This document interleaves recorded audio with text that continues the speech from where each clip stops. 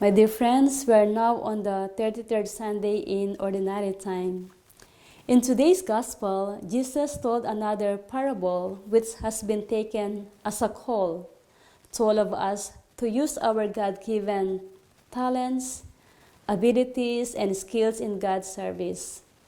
I believe that the 3 slaves were purposely picked by the master and entrusted with significant amount of money out of trust.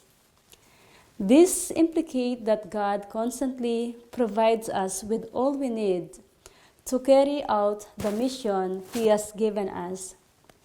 We are privileged to be entrusted with talents, wisdom, resources, and chances to work in God's vineyard.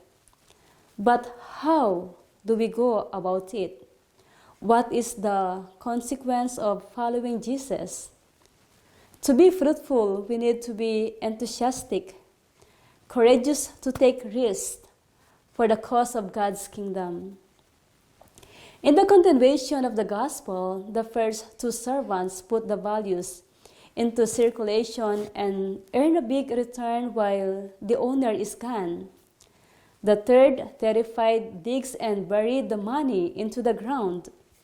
But when the owner arrived, he discovers that his last servant has broken his trust.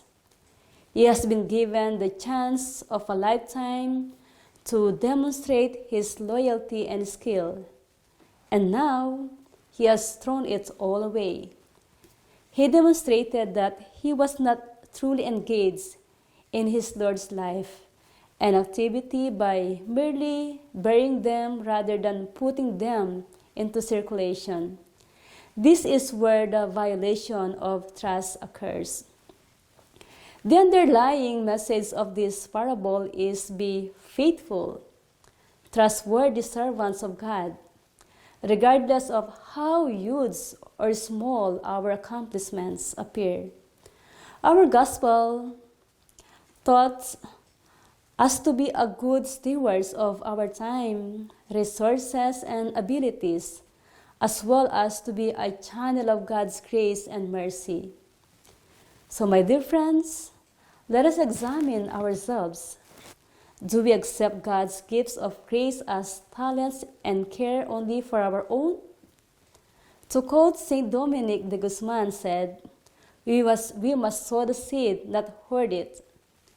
And Saint Francis of Assisi also said, start by doing what is necessary, then what is possible, and suddenly you are doing the impossible. For it is in giving that we receive.